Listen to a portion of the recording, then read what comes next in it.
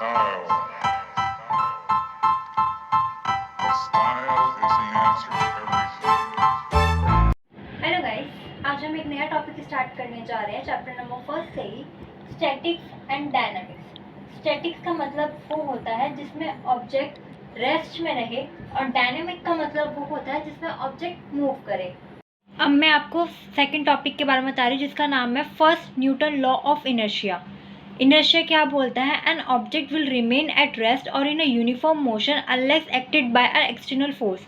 Means अगर object rest में है तो वो रेस्ट में रहना चाहेगा, अगर वो मोशन में है तो वो मोशन में रहना चाहेगा, जब तक उसके ऊपर कोई एक्सटर्नल फोर्स अप्लाइड ना की जाए। इसका एग्जांपल मैं ये ले सकती हूँ कि heavy patient on wheelchair have more inertia to overcome. मतलब कि अगर एक पेशेंट व्हील चेयर पर बैठा है तो उसको मूव करने के लिए भी एक्सटर्नल फोर्स की ज़रूरत है और उसको स्टॉप करने के लिए भी एक एक्सटर्नल फोर्स की ज़रूरत ही है। अगर हम एक बॉडी पे एक नॉर्मल फोर्स की बात कर रहे हैं तो हम उसे इनर्शिया में पढ़ते हैं। बट अब एक मैं नया टॉपिक को बताऊंगी जिसका नाम है movement of inertia. Movement of inertia हम तब कह सकते हैं जब वो रोटेशनल मोशन को या फिर रोटेटरी मोशन को रजिस्ट करे, वो हमारा मूवमेंट ऑफ इनर्शिया क्या।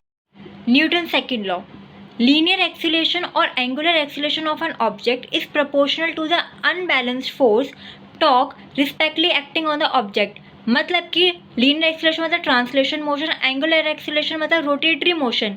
ये दोनों मोशन जो ऑब्जेक्ट पर वर्क कर रही होती है ये डायरेक्टली प्रोपोर्शनल किसकी होती है? एक्सटर्नल फोर्स के और टॉर्क के, जो किसी ऑब्जेक्ट पे एक्ट कर रहे होते हैं।